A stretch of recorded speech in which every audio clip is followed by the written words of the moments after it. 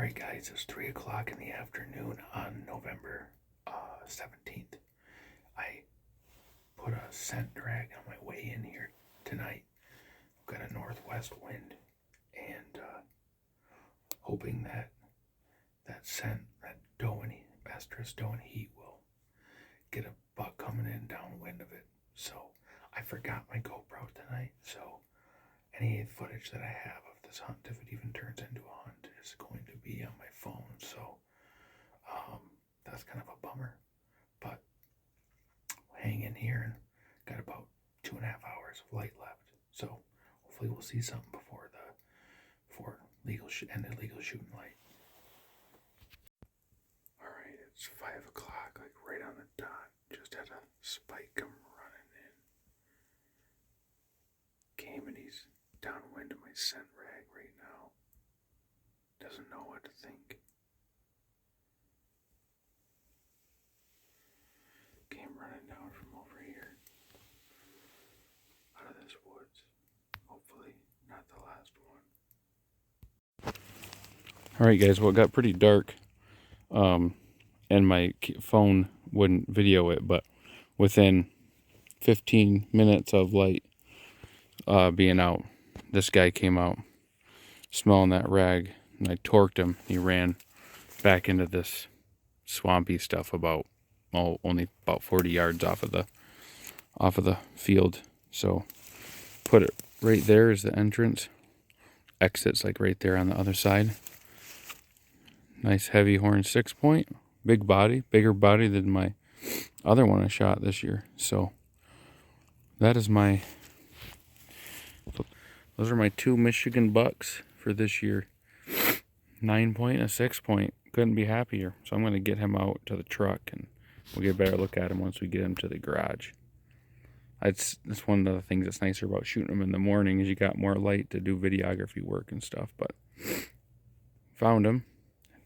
Again, didn't bleed a whole lot, but a little bit more right on impact. But I kind of knew where I had heard him fall, so I kind of just went back in here for a body search, and he was right there. So once again, asked God to lead me right to him, and he did. So we had the Lord on our side. Alright guys, well I'm driving back to go pick up my buck. Like I mentioned in the blind, I left my GoPro in the truck.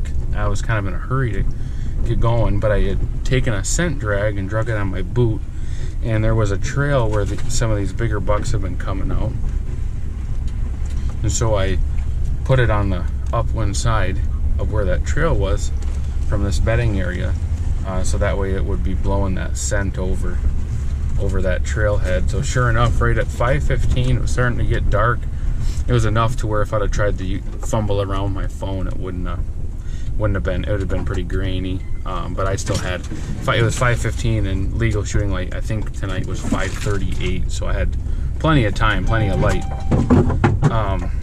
So I saw it popped out, and it was enough antlers that I was going to shoot it. So I watched it, dinked around, kind of smelling downwind, and I'd actually put a little bit of the doe scent on my boot too, and it started following my boot tracks up towards the blind. And when it got within 100, I center punched its inboard shoulder. It went out right in the center of the body there. So a great shot. I heard it run through a little bit of the swamp stuff, a little bit of cattails and whatnot, and then I heard it crash on the tag alders, and so I just found a little bit of blood on impact, which confirmed my suspicion that it was a good hit. Walked right to it, and we're just driving to go load it up now. So man, I just could not be happier. It's so cool. November 17th, tagged out with 2 beautiful bucks, and man, God is good. God is good. So I'm gonna go find him here, and we'll get him loaded up, and man, show him to the kids. And it's a good time. My grandpa's gonna be there, and got another deer to cut up for a buddy of mine. So gonna have 3 deer hanging in the old meat locker now. So we got some work to do.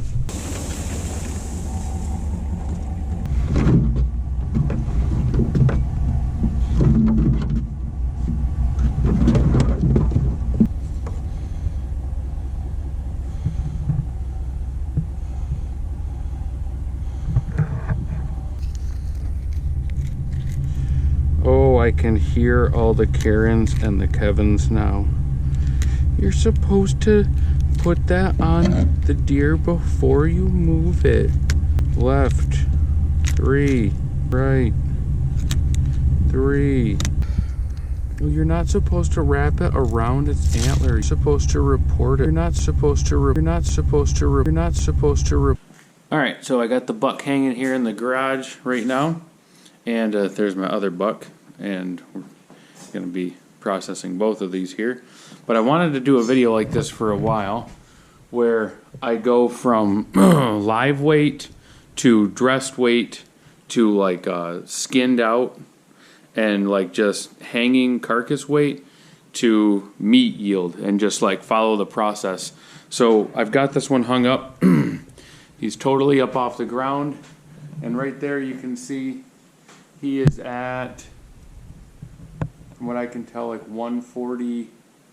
We'll just call it 142 to make it nice and even. So 142 live weight. So now I'm going to take and get him gutted out here, and then we'll see what his field dressed weight is. I got him gutted out.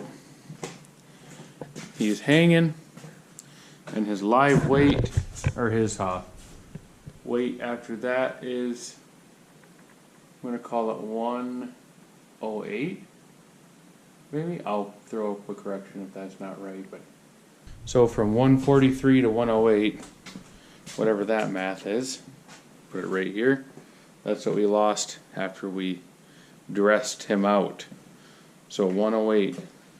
So once we get him skinned, then we'll get that weight and we'll keep working it down.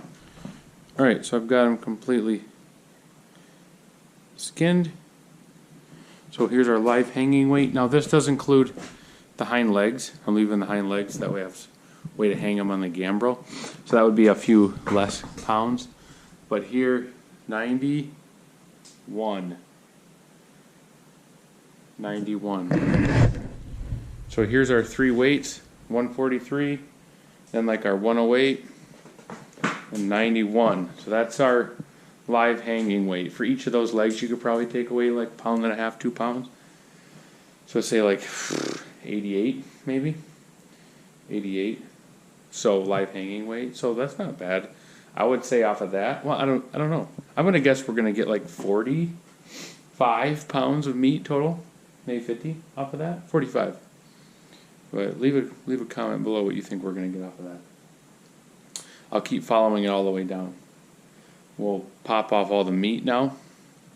Won't be tonight, but for you it'll just be the next scene or whatever. We'll pop all the meat off. We'll see what we get off of like roast, burger, steaks, and all that off of a whitetail buck in Michigan. So it's pretty cool. Be cool to see what all the numbers end up to be at the end.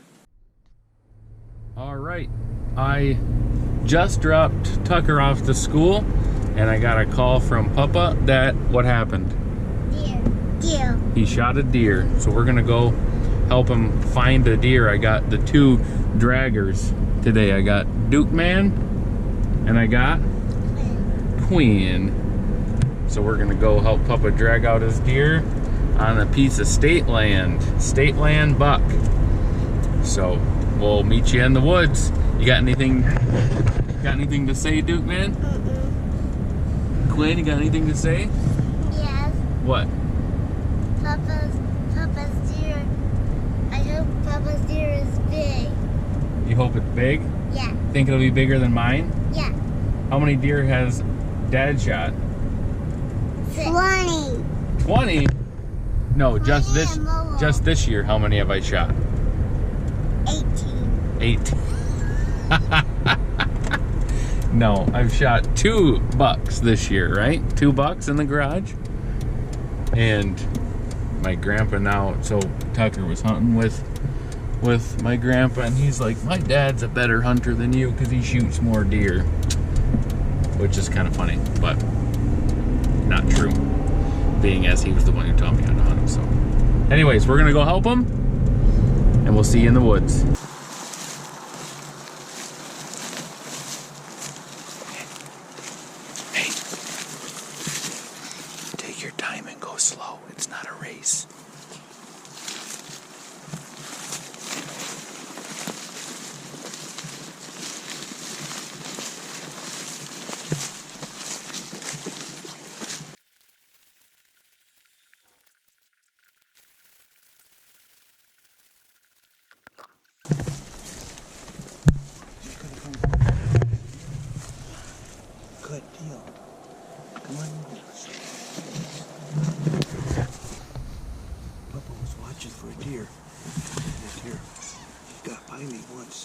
think he was checking his scrapes, and he came back through the woods, and he was coming down through that thick stuff right there.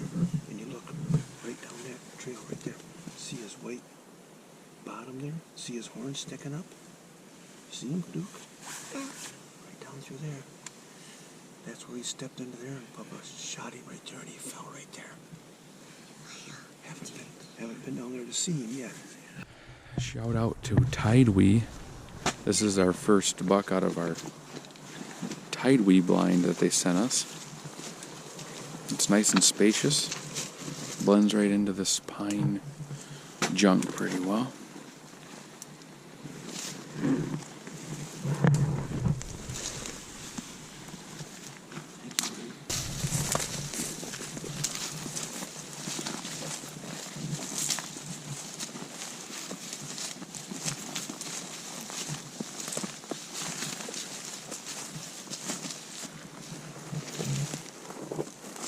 Smells like a buck too. All rutted up. Come here.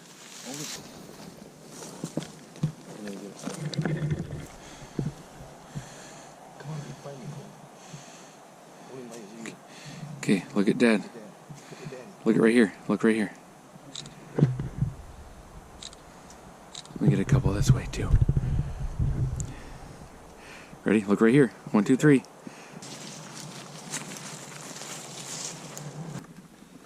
Okay, Quinn, how many horns has he got on his side there, on his left side? One? I got the camera up there.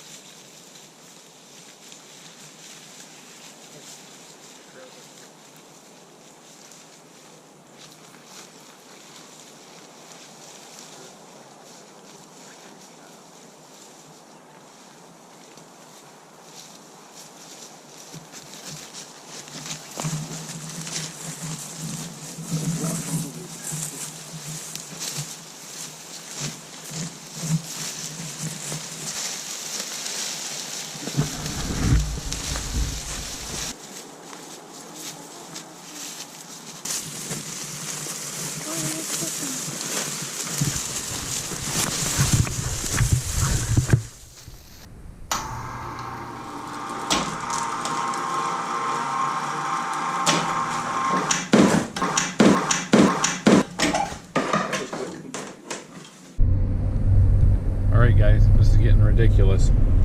I was in the garage working on butchering my 2 bucks. And we got my grandpa's buck that he shot on the state piece hung up, and got him hung up there as well. And my grandpa went out hunting with my oldest son Tucker. Just got a call.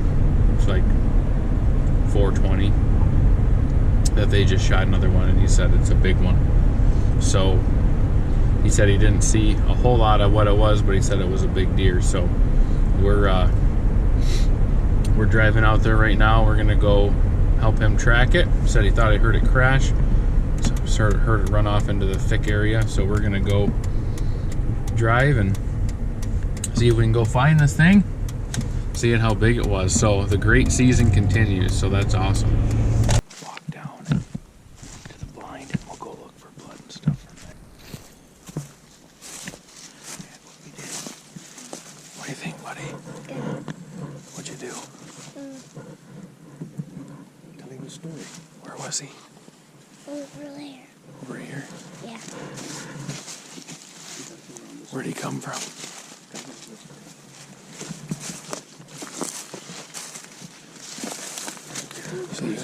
So you ain't looking longer and farther than 40 yards. It's 50, 49. Really?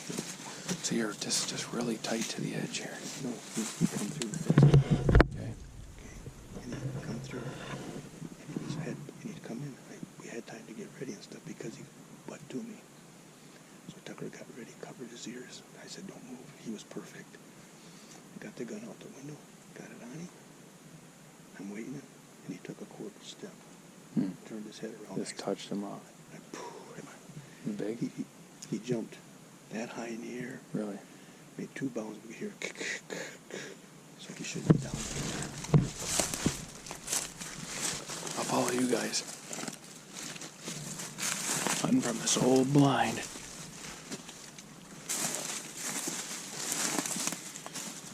It's a tip if you ever find an old blind in the woods.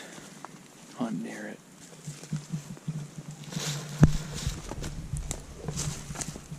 Oh yeah. I can smell them.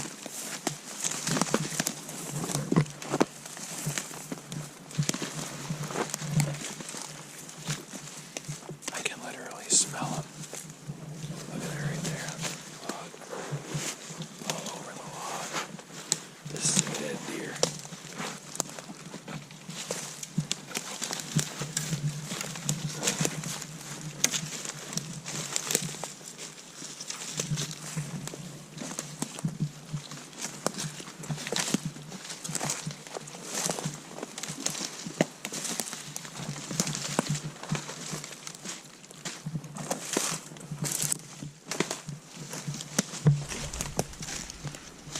You go straight across.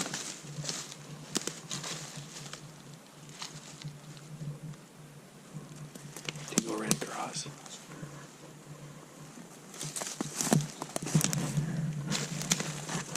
How deep is it right there? It's over our boots. Okay, come around. Get to him. Just a little deep right there. Grab on. Grab on. Got me. Got it. Because my boots, this will go over your boots. It's too deep.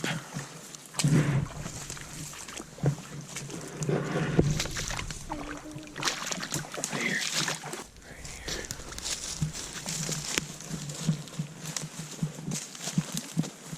Looks to be bleeding good.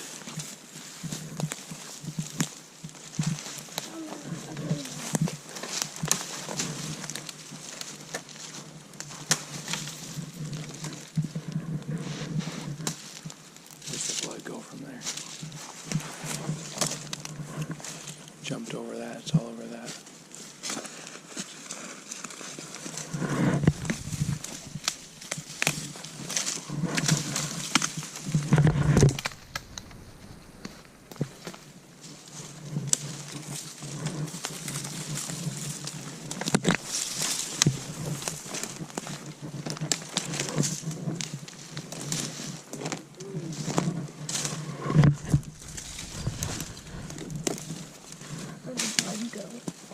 Kind of looping.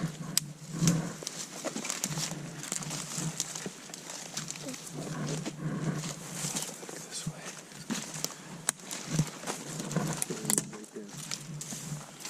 Right on the other side of that log. See him? Oh yeah, dandy. See him, Tucker?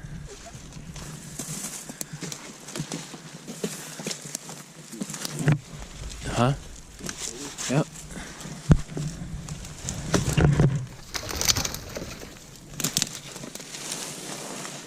Oh man.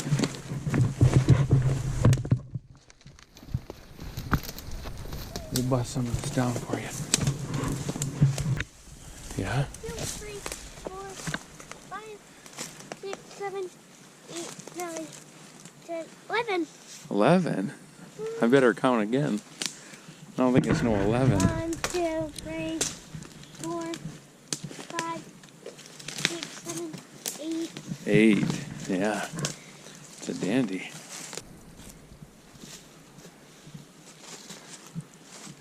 Look at that. Let me get on the other side of him. Tucker.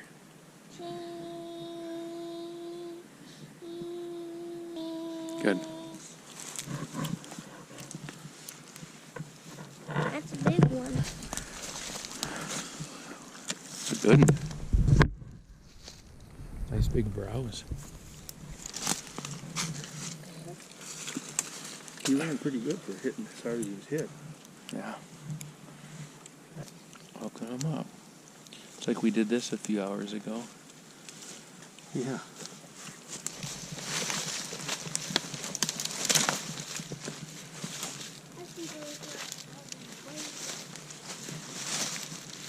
This is quite the deal here. He crossed the river. You be careful.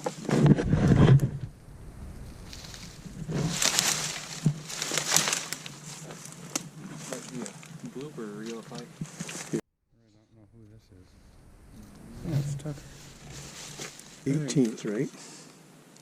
Still the 18th. Yeah.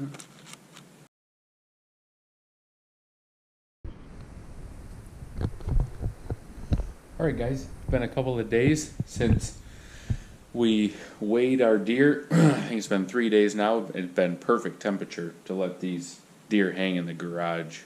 So this one's been aged for a few days now. We got them all broke down, and I have it divided into burger, roasts, steaks. That's from a different deer, so that doesn't count. And then I have it all calculated out what the yield was and the different percentages. So I want to talk through that. So our deer was 143 pounds live weight. That's organs and everything. Then after we dressed it, meaning we took all of the organs out, it was down to 110 pounds. Then we did the hanging weight, which is, he's also skinned off, cut his legs off, stuff like that, to where you just kind of have a carcass that's going to hang there and dry age. He was 88 pounds. The spoiler alert, the overall yield of the meat, the roasts, the steaks, the roasts, and the burger was 47 pounds. So let me go through the percentages of that. So from live weight, meaning the deer is laying there on the ground, to yield of usable pieces of meat was 32.8%. So just to give a good idea, if you were to hang your deer and say this is how much it weighed before you skinned or gut it, how much meat am I going to get? About a third of whatever its weight is. So if it's 100 pounds, you're going to get 33 pounds of meat. If it's 200 pounds, 66 pounds of meat is what you can expect. Every butcher, every person's a little bit different, and depending on the way that you shot the deer. So this deer, I had a little bit of waste like on the rib cages and things because I shot him frontal, and so I had quite a bit of, I shot him really angling hard towards me, and so that bullet went through, blew up the stomach a little bit, and so some of those internal, like in between the rib cage, I usually would cut out for burger. I didn't do that.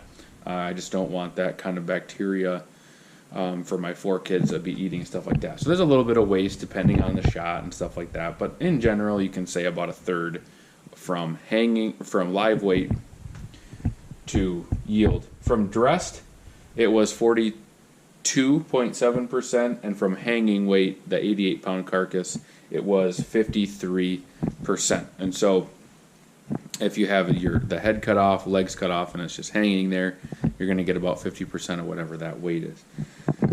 So I'll go through and look at, again, depending on what you like, the different yields is. So out of that 47%, or out of that 47 pounds, I ended up with about 17 pounds of steaks, which this is backstrap. This is like your sirloin, your oyster steaks, your nicer cuts of meat from the hind quarter.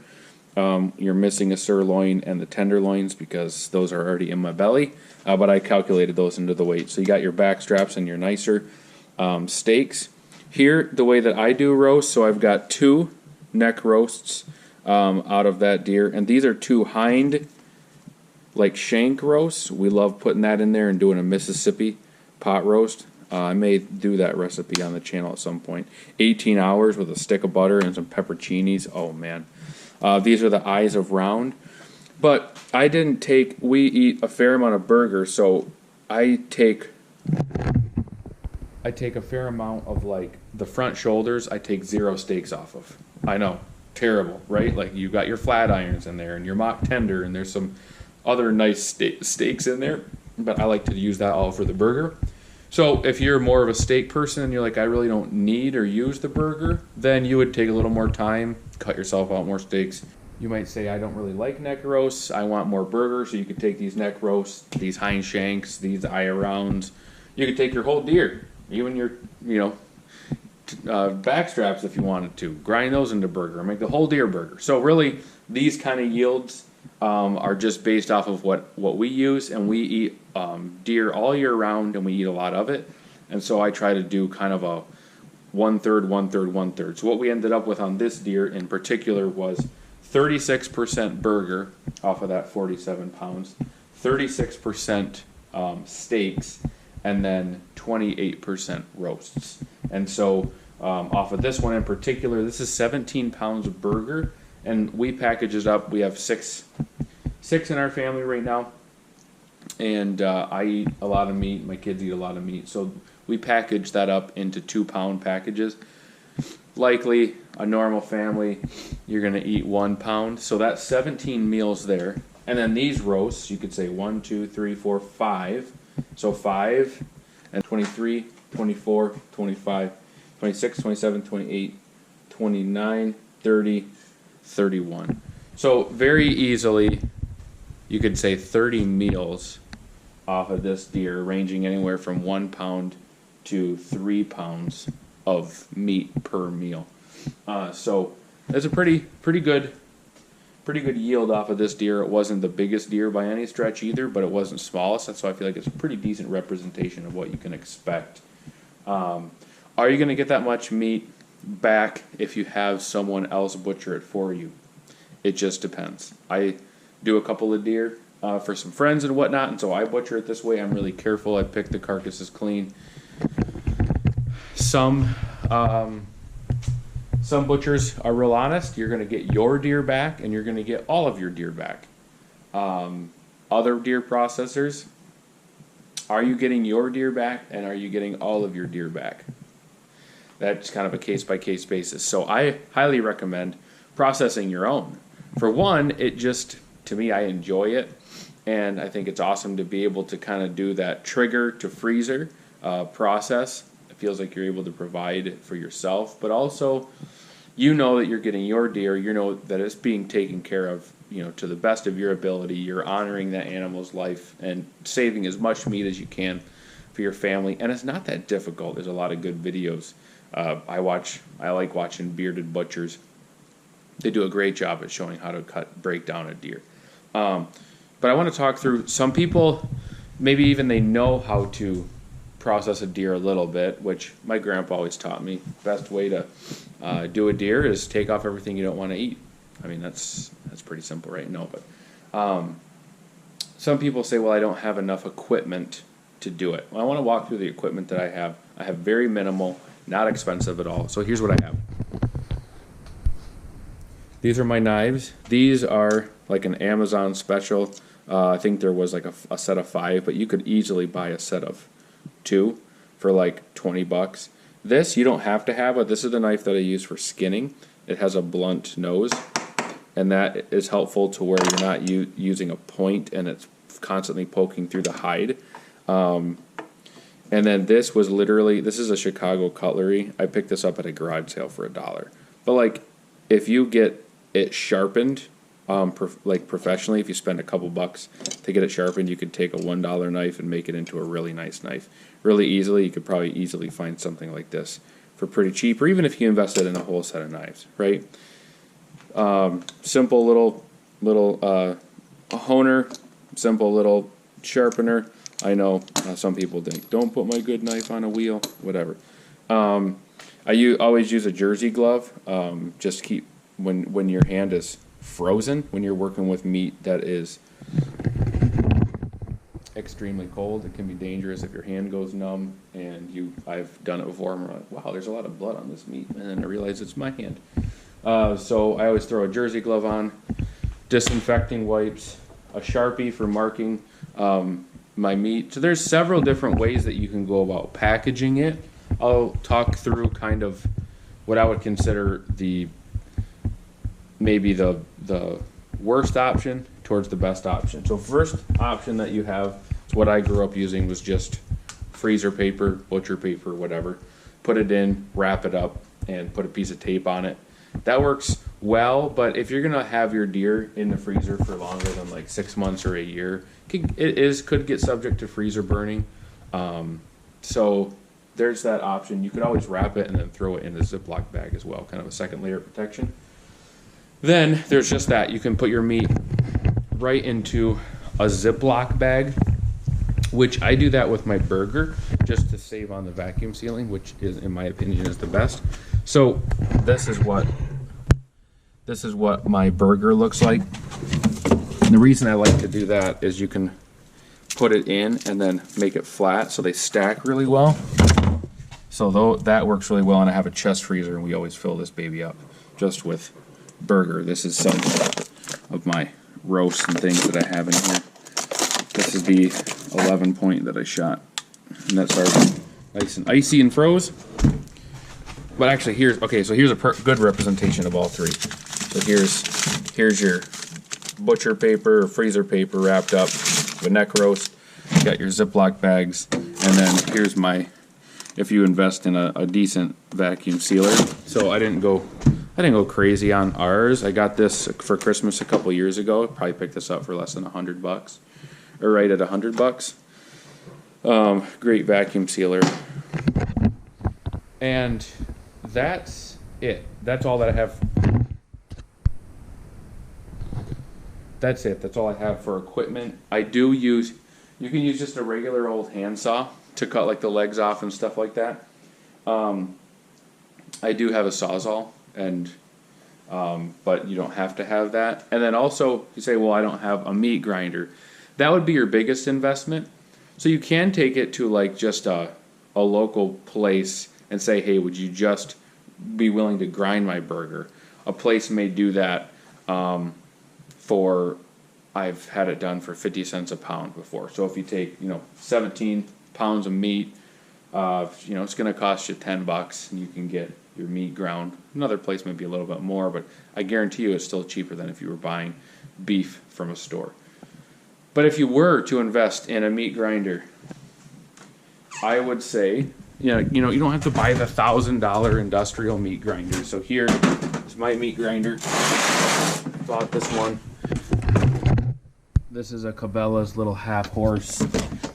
It's not going to set any records, but I think I picked it up for like $99 or $109 on a sale, and it works great. Works really well. And so all that to say, highly recommend that you process your own deer at least once, just so you can look back and laugh on it and say, I'm never doing that again. But man, waiting for a couple weeks to get your deer done at a processor, I don't know what they charge now, but $100, $200. So wanted to go through those numbers with you. Thank you for sticking along. Thank you for watching this video. Man, it's been such an awesome deer season. We still have a trip to Ithaca where we're going to shoot some does, so stick around for that. Hope you guys have had a great season. If you're still out there chasing the big one, good luck to you. Until next time, we'll catch you on another video.